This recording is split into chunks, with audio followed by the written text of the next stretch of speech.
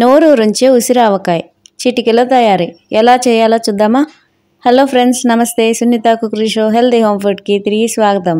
ఇవాళ మీకు సింపుల్గా ఈజీగా అర్థమయ్యే విధంగా ఉసిరావకాయ ఎలా చేసుకోవాలో చూపిస్తున్నాను. ఇప్పుడు సీజన్ కదా, ఈ సీజన్లో సీజనల్ ఫుడ్స్ చేస్తున్నాం కాబట్టి ఈ సీజన్లో ఉసిరావకాయ చేసుకుని తిందాం.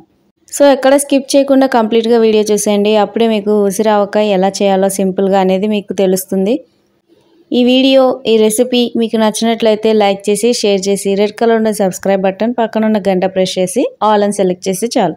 ఇలాంటి రకరకాల వీడియోస్ అన్ని మిస్ అవ్వకుండా చూసేయచ్చు. లేట్ చేయకుండా ప్రాసెస్లోకి వెళ్ళిపోదాం. ముందుగా ఉసిరికాయల్ని కడిగేసి చిల్లుల గిన్నెలో వేసి తుడి చేసుకుని ఇలా కుక్కర్లో ఉసిరికాయలు అన్నీ వేసేసుకొని ఆయిల్ పోసుకోవాలి. కాయలు మునిగేంత వరకు ఆయిల్ పోసుకోవాలి. తర్వాత కుక్కర్ పెట్టేసి ఒక విజిల్ మాత్రమే రప్పించాలి. ఆవాల్ని ఇలా గ్రైండ్ చేసేసుకోవాలి పౌడర్ లాగా. ఒకవేళ ఆవాలు పౌడర్ లేదు అంటే బయటనైనా కొనుక్కోవచ్చు. ఇలా పౌడర్ లాగా రెడీ చేసుకుని ఒక బౌల్లో పెట్టేసుకోవాలి. తర్వాత ఈలోగా స్టవ్ మీద ఒక కడాయి పెట్టుకొని ఆయిల్ వేడి చేసుకుని చల్లార్చుకుని ఉంచుకోవాలి. ఈలోగా కుక్కర్లో ఉసిరికాయలు ఉడికిపోయినాయా లేవో ఒకసారి చెక్ చేసుకుని ప్లేట్లో పెట్టేసుకోవాలి. అలా అన్ని ఉసిరికాయలని వేసేసుకున్నాక ప్లేట్లో ఒక చిన్న బౌల్ రెడీ చేసి ఉంచుకోవాలి. దాంట్లో ఈ ఉసిరావకాయలో పిండి ఎక్కువ కావాలి, కాయలు తక్కువగా ఉండాలి అంటే ఉప్పు కారాలు ఎక్కువ వేసుకోవాలి. మేమైతే మాకు సమానంగా ఉండటం కోసం మేము ఒక బౌల్లో ఇలా 1 కప్పు ఉప్పు, కొంచెం మెంతిపొడి, 1/2 కప్పు ఆవపొడి, ఇందాక గ్రైండ్ చేసి ఉంచుకున్న ఆవపొడి ఇందులో వేసేసుకోవాలి. తర్వాత 1 కప్పు కారం ఇలా వేసుకొని ఒకసారి మొత్తం కలిపేసుకోవాలి. అలా కలిపాక కుక్కర్లో కొంచెం ఆయిల్ ఉంటుంది కదా, ఉసిరికాయలు ఉడకపెట్టిన దాంట్లో ఆ ఆయిల్ ఇందులో యాడ్ చేసేసుకోవాలి. లైట్గా పసుపు యాడ్ చేసుకోవాలి. ముందుగా కొంచెం నూనె కాచి చల్లార్చుకుని ఉంచుకున్నాం కదా, అది కూడా ఇందులో వేసేసుకోవాలి. స్టవ్ మీద మళ్ళీ కొంచెం కడాయి పెట్టుకొని ఆయిల్ యాడ్ చేసి దాంట్లో కొంచెం హింగరాజ్ యాడ్ చేయాలి. ఇంగువ ఇది వేసేసాక కొంచెం మరిగాక కొంచెం సేపు చల్లారాక ఇందులో యాడ్ చేసేసుకోవాలి. ఆవకాయల్లో కానీ పచ్చళ్ళలో కానీ ఎప్పుడైనా సరే ఆయిల్ ఎక్కువ ఉంటేనే మీకు నిల్వ ఉంటుంది. సో ఇవన్నీ వేసేసుకున్నాక కలిపేసుకోవాలి. అలా కలిపేశాక మనం ముందుగా ఉసిరికాయలు చేసుకున్నాం కదా, అవి ఇందులో యాడ్ చేసేసుకోవాలి. ఒకవేళ ఆయిల్ కనుక తక్కువైతే మాత్రం కొంచెం ఆయిల్ యాడ్ చేసుకోవచ్చు. అది కూడా కాచి చల్లార్చే పోసుకోవాలి. పచ్చి ఆయిల్ అయితే వేయకూడదు. ఉసిరికాయ ద్వారా మనకి ఏమేమి వస్తాయో తెలుసుకుందామా.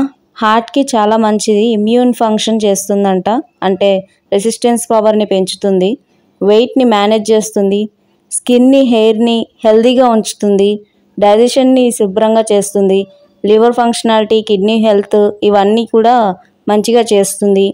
అంతేకాదు దీంతోపాటు మన కంటి చూపు కూడా బాగా మెరుగుపరుస్తుంది. ఒకవేళ బ్రేక్ఫాస్ట్ రెసిపీస్ మీరు ఏమైనా మిస్ అయితే కనుక చూసేయండి. లేటెస్ట్ వీడియోస్ బ్రేక్ఫాస్ట్ రెసిపీస్ పెట్టాను. విన్నారుగా ఎన్ని బెనిఫిట్స్ ఉన్నాయో ఉసిరికాయలు. ఇలా మొత్తం కలిపేసుకున్నాక వెల్లుల్లిపాయ రెబ్బలు ఇందులో వేసేసుకోవాలి. తొక్క ఒలిచైనా వేసుకోవచ్చు, తొక్క తీయకుండా కూడా వేసుకోవచ్చు. ఎన్ని కావాలంటే అన్ని యాడ్ చేసుకోవచ్చు. ఈ ఉసిరికాయల్ని ప్లాస్టిక్ కానీ గాజు సీసాల్లో కానీ పెట్టుకోవచ్చు. స్టీల్ బాక్సెస్లో మాత్రం అసలు పెట్టుకోకూడదు. అండ్ ఆల్సో ఈ ఆవకాయ ఉంది కదా, ఇది ఫ్రిడ్జ్లో పెట్టుకుంటే ఎన్ని రోజులైనా ఉంటుంది.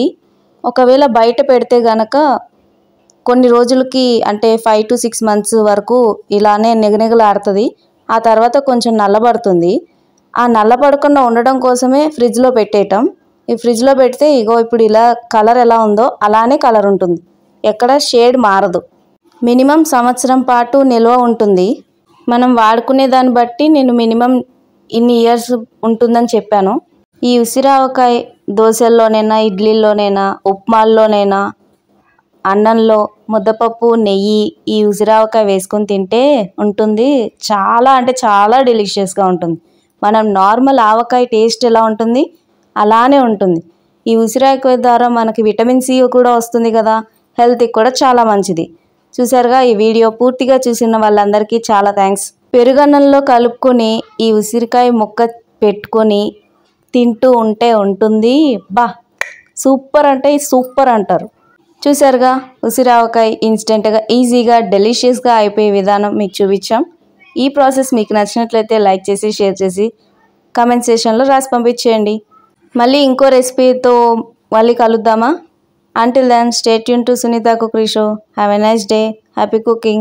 Bye bye. Thank you.